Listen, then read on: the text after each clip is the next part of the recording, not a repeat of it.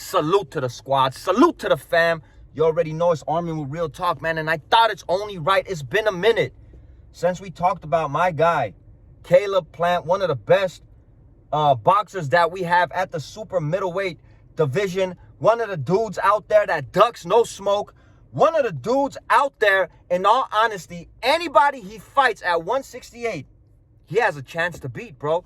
That's why I feel like Caleb Plant is in a bit of a pickle today, bro. Caleb Plant, once upon a time, held the IBF title at the 168-pound division from 2019 to 2021, bro. And we all know he had those huge fights against Saul Canelo Alvarez, and he had that other huge fight, you know, with David Benavidez, taking losses in both fights. But I have to say that both of those fights were competitive.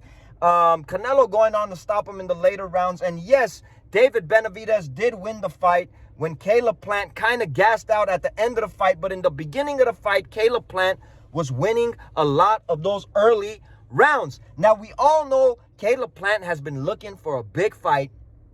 Most recent fight that he had was against McCumney, bro.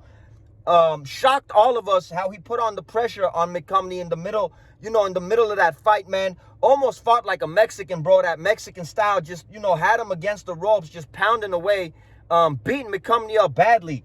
But we know he's been gunning for Edgar Berlanga, and we know he's been calling out JERMALL CHARLO for the longest time, a fight that the whole boxing world wants to see, knowing the history they have. And we all know he's been calling out Jaime Munguia. But Caleb Plant is in a bit of a pickle, bro. Not only because he is a dangerous fighter to any of those dudes, not only because he could step into the ring with any of those dudes and beat them. He is being avoided, bro. And let me break it down. Edgar Berlanga got the blessing of his life. Edgar Berlanga, the biggest payday he got in his life, versus Saul Canelo Alvarez.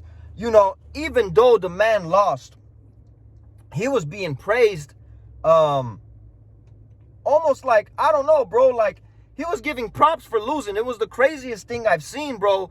Going in there and losing, how hype a man could be. But that money must be sweet, and that money must feel good. And I don't think a guy like Edgar Berlanga, after taking that loss to Canelo and after getting the paycheck that he did versus Canelo, would he go in there, especially anytime soon, bro, fighting a dangerous fighter like Caleb Plant. I honestly think, man, Edgar Berlanga is probably going to fight with Gabe Rosado. Yup, I said it, bro. Gabe Rosado, bro. I don't think he's going to want that smoke with Plant. And not to say Berlanga can't win, but don't get it twisted, bro. So could Caleb Plant. And I don't think Berlanga would risk that.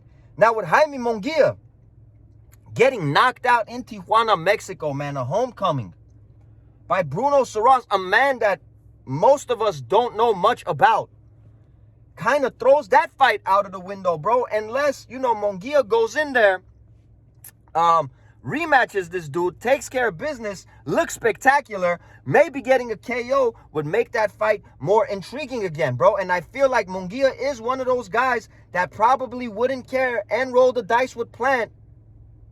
But it's always that but, man. If they want to guide him in a different direction, if they want to get a couple of more wins under his belt, after hopefully he could beat Saras. So I don't know how sure it is that Plant could land a Munguia fight. And we all know, man, JERMALL CHARLO. That's the biggest one that I would want to see out of these three dudes, man. Knowing the history that they have, all the trash talk, knowing they pretty much kind of, you know, dislike each other. After Caleb Plant slapped JERMALL CHARLO, bro, after, you know, Charlo was pulling on his beard and whatnot, the storyline is there. It's been years in the making. They don't even have to sell the fight much. But let me tell you guys, man, who the hell knows what's going on with JERMALL CHARLO, bro? I don't even think JERMALL CHARLO knows what's going on with himself, bro. And I'm telling you this, bro, respectfully, I hope he cleans himself up and gets his act together. And I wish this dude nothing but the best, because when he was active and, you know, when he was doing his thing, he was one of the best in the world. Let's not get it twisted, bro. But in the state of mind that he's in today, who the hell knows if we'd ever get that fight, bro. So I'm saying, man, Caleb Plant is in a bit of a pickle, bro. He's in a bit of a situation where I don't know if he's going to land any of these big fights, and I'm rooting for him. Because like I said, Plant is one of those dudes, man, he fights any of these dudes, he has a shot to win, bro. Plant is the real deal. Anyways, man, what do you guys think, bro? Out of all three of these dudes, what's the most possibility? Which one of these dudes will be more likely to step into the ring with Caleb Plant?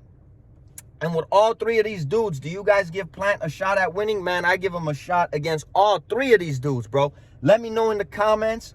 Hit that like button if you liking the content, bro. Sub if you're not subbed. We're going to continue to grow out here, man. Shout out to Caleb Plant, bro. In my opinion, one of the most avoided fighters, I'm going to go ahead and say, at the 168-pound division.